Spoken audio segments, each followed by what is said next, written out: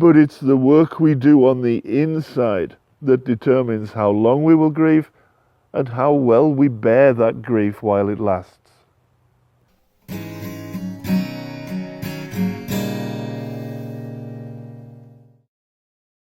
Begin the morning by saying to thyself, I shall meet with the busybody, the ungrateful, the arrogant, deceitful, devious, unsocial.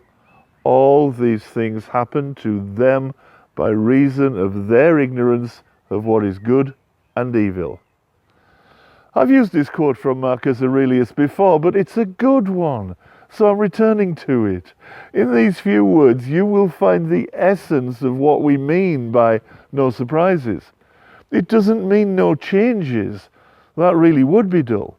Nor does it mean control everything so you know what's coming. That would be both impossible and, even if it were possible, entirely counterproductive. Rather, it means that we can understand the nature of the world and of the people who inhabit it. Understand that people are fickle, that misfortune is a very regular occurrence, that health is elusive, and that we don't need to be surprised by the things we have foreknowledge of. We may not know precisely who will treat us poorly today, tomorrow, or indeed on any other day, but we know that someone will, and that's enough. We also know the ways in which we may be mistreated, at least in general terms, and so we can prepare for them thematically. We know that misfortune comes in themes, that there are groups of issues that share the same characteristics, and we can prepare ourselves to deal with, to cope with these characteristic annoyances in advance. Some, but by no means all of these groups, might be insult, loss of property, loss of relationship, loss of job or livelihood, abuse, being let down, being lied to and led astray, being lied about and slandered, being hampered in our work, being assaulted, being dismissed as a fool, being threatened or otherwise intimidated, coerced into behaving in a certain way. Appeals to loyalty are a particularly pernicious method of coercion. We also know that some of the things we might perceive as mistreatment or injury really are nothing of the sort. Disagreement between people is no injury. The other person hasn't injured you by holding their view any more than you have injured them with yours.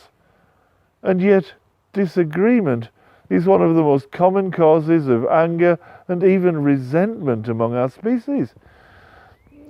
Other innocent, actually many Stoics would argue that events on both lists are essentially innocent.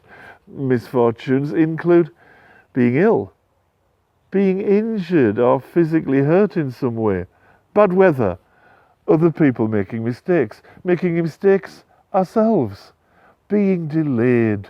Think of the long tailbacks that can accompany motorway collisions, for example.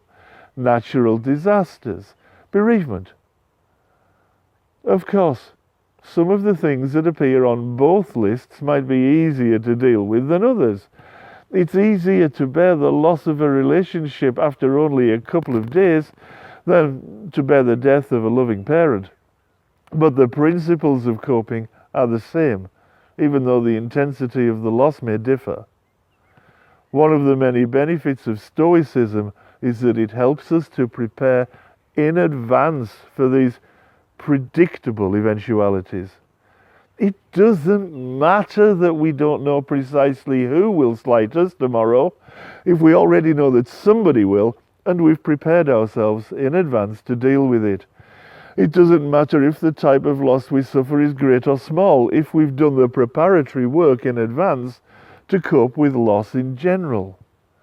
It doesn't matter if the other person disagrees with us once we realize that they have as much right to dismiss our opinion as we have to dismiss theirs. That's how the world works, and indeed how it should work. By dealing with these and other issues thematically, we can prepare ourselves for the unexpected without becoming unduly upset by external events.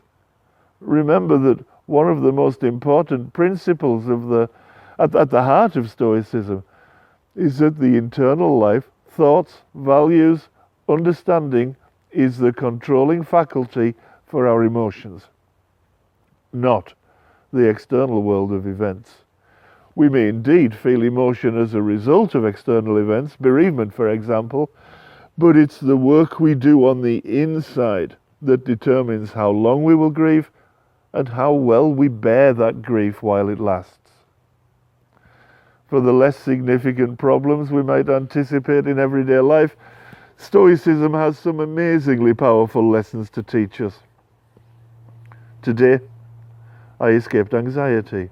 Oh no, I discarded it, for it was within me, in my own perceptions.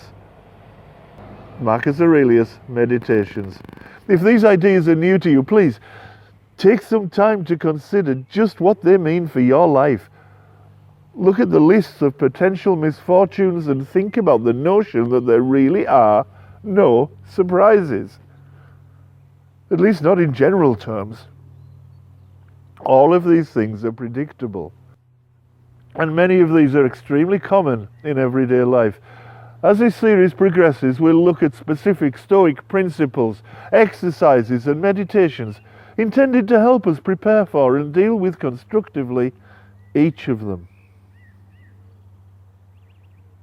Thank you for listening. I'm Stuart Sorensen, and this is Mind the Care training. If you found this video useful or helpful in any way, please feel free to share it around and click the like button. Oh yes, and while you're at it, if you click on the little character icon that's on your screen right now, you can subscribe to the channel and you won't miss any other videos. Thank you for watching.